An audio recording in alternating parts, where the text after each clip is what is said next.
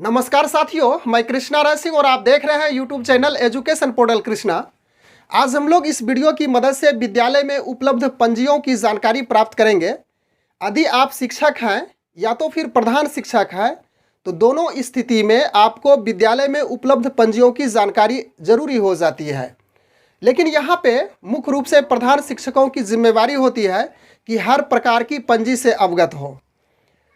प्रधान शिक्षक कभी कभी आकस्मिक अवकाश में रहते हैं या तो किसी काम से, विद्यालय के काम से बाहर जाते हैं, तो वैसी स्थिति में सहायक शिक्षक यानी कि असिस्टेंट टीचर को कुछ पंजी उपलब्ध करा करके जाते हैं।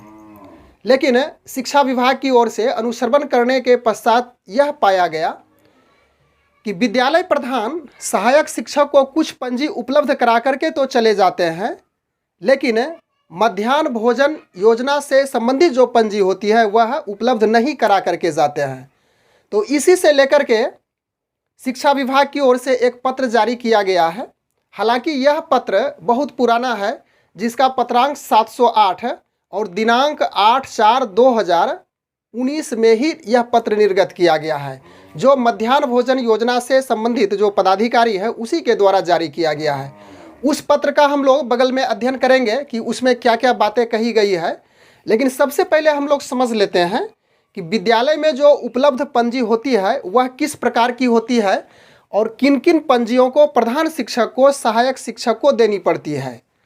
तो पहला है, सभी पंजी का हम लोग अध्ययन करते हैं। काम वाली पंजी है शिक्षक उपस्थिति पंजी, उसके बाद दूसरा है छात्र उपस्थिति पंजी, तीसरा है नामांकन पंजी, फिर टीसी निर्गत पंजी, सीएल पंजी, आदेश पंजी, एमडीएम पंजी, एमडीएम गुणवत्ता पंजी, भंडार पंजी, रसोईया उपस्थिति पंजी। हालांकि इससे रिलेटेड एक वीडियो इसी चैनल पर लोड है, लेकिन मुख्य रूप से इस वीडियो बनाने का मेरा ध्येय है कि मध्याह्न भोजन योजना पंजी जो सहायक शिक्षक को नहीं दिया जाता है, उपलब्ध कराया जाता है, और विभाग की ओर से जो पत्र निर्गत किया गया है उसी पे विशेष रूप से फोकस के लिए इस वीडियो को बनाया गया है। तो चलिए फिर से उन पंजी का हम लोग रिमाइंड कर लेंगे। 11 नंबर में है एमडीएम चखनी पंजी, VSS पंजी, अनुश्रवण पंजी, निरीक्षण पंजी, मार्गदर्शन पंजी, कैश बुक पंजी। 17वां है बाल पंजी, स्वच्छता पंजी, खेल सामग्री पंजी, DBT पंजी। उसके बाद 21 नंबर है प्रगति रिपोर्ट पंजी, पुस्तकालय पंजी, आपदा प्रबंधन पंजी, शिक्षक प्रधान पंजी, बाल संसद पंजी, शिक्षक अभिभावक पंजी, मीना मंच पंजी, आगत निर्गत पंजी, मुहिम पंजी, अनुश्रवण पंजी। खैर अनुश्रवण पंजी की हम लोग यहाँ पे चर्चा किए थे। इसके बावजूद भी और अनेक पंजियाँ हैं, कोई छुट्टी हो यदि पंजी तो उसकी जानकारी हमें ज़रूर देंगे, लोगों को भी यह जानकारी प्राप्त हो। कमेंट के माध्यम से यह जानकारी ज़रूर आप देने का प्रयास करेंगे। तो प्रधान शिक्षक यानी कि प्रधानाध्यापक या तो प्रभारी प्रधानाध्यापक सहायक शिक्षक को पंजी उपलब्ध कराते हैं। तो मुख्य रूप से उनका होता है कि यह शिक्षक उपस्थिति पंजी, यह तो रहता ही है, इसके साथ साथ छात्र उपस्थिति पंजी यह भी दिया जाता है। फिर यह नामांकन पंजी और टीसी निर्गत पंजी इसे नहीं दिया जाता है। फिर आप सीएल पंजी इसे भी नहीं दिया जाता है। आदेश पंजी इसको तो दिया ही जाता है प्रधान शिक्षक के द्वारा। उसके बाद एमडीएम पंजी और 8वां है एमडीएम गुणवत्ता पंजी। इसी पंजी की बात की जा रही है इस वीडियो में। इसे प्रायः नहीं दिया जाता था, लेकिन वह जो पत्र शिक्षा विभाग की ओर से जारी किया गया जिसका पत्रांक 708 और दिनांक 8/4/2019 ही था, तो यही दोनों पंजी नहीं दिया जाता था। लेकिन उस पत्र से यह हिदायत किया गया कि आप जरूर से ज़रूर इन पंजी को यानी कि मध्याह्न भोजन योजना पंजी दे करके जाएंगे। उसके बाद भंडार पंजी है, रसोईया पंजी है, यह सब नहीं दिया जाता है। फिर एमडीएम चखनी पंजी इसको आप देंगे सहायक शिक्षक को यानी कि असिस्टेंट टीचर को।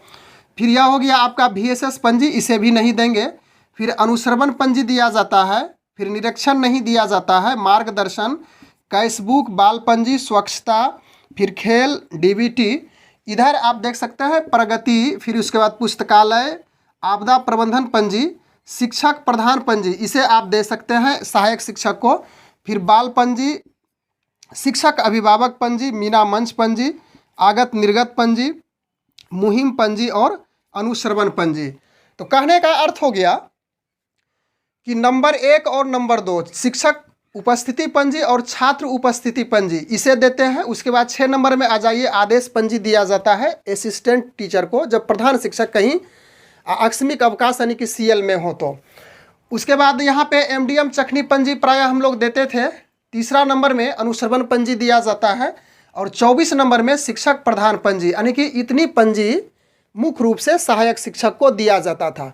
लेकिन जब से लेटर निर्गत हुआ है, शिक्षकों को इस बात की सतर्कता होनी चाहिए, यानी सतर्क हो जाना चाहिए, यानी वह प्रधान शिक्षक को, कि इसके अलावा भी आपको मध्याह्न भोजन योजना पंजी को भी देना होगा। अब हम लोग यहाँ से उस लेटर का अध्ययन कर लेते हैं। पत्रांक की चर्चा तो हम लोग कर ही चुके थे, 708। उसके बाद बिहार सरकार शिक्षा विभाग बिहार राज्य मध्याह्न भोजन योजना से संबंधित यह पत्र है।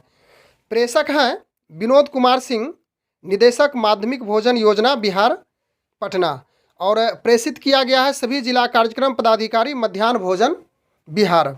और दिनांक इसकी चर्चा तो किए थे, 8/4/2019 का ही है।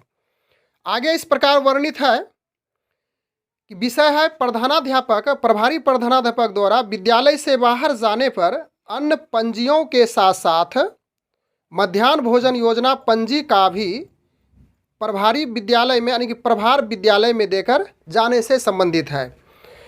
महाशय, उपरोक्त विषय के संबंध में कहना है कि विद्यालय निरीक्षण के क्रम में प्रायः यह पाया जाता है कि जब प्रधानाध्यापक या प्रभारी प्रधानाध्यापक किसी कार्य से या अवकाश पर विद्यालय से बाहर रहते हैं तो प्रभार में मध्याह्न भोजन योजना पंजी प्रभार में नहीं दिया जाता है। अनुश्रवण के क्रम में यह पाया गया, इसके बाद विभाग को इस पत्र को निकालना पड़ा।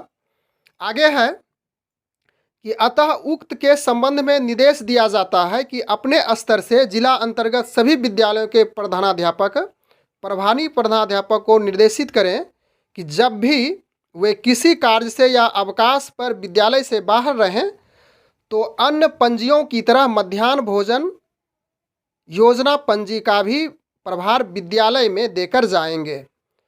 उक्त आदेश के बावजूद निरीक्षण के क्रम में इस तरह का कोई मामला प्रकाश में आता है तो इसकी सारी जवाबदेही जिला कार्यक्रम पदाधिकारी मध्याह्न भोजन योजना एवं संबंधित प्रखंड के प्रखंड साधन सेवी की होगी। तो इस पत्र के माध्यम से इसकी स्पष्टता हो चुकी है कि यदि प्रधान शिक्षक सहायक शिक्षक को प्रभार देकर के कहीं जाते हैं तो वैसी स्थिति में वह जो पंजी है उन पंजियों के अतिरिक्त मध्याह्न भोजन योजना पंजी को भी आप दे करके जाएंगे, अन्यथा आप पे निश्चित रूप से कार्रवाई हो सकती है। आपसे जवाब तलब पूछा जा सकता है वरीय पदाधिकारी के द्वारा। आप जब लौट करके विद्यालय आएंगे तो वैसी स्थिति में आप दंड के भागी बनेंगे। तो बस आज के वीडियो में इतनी ही चर्चा के लिए उपस्थित है। Thanks for watching, good bye.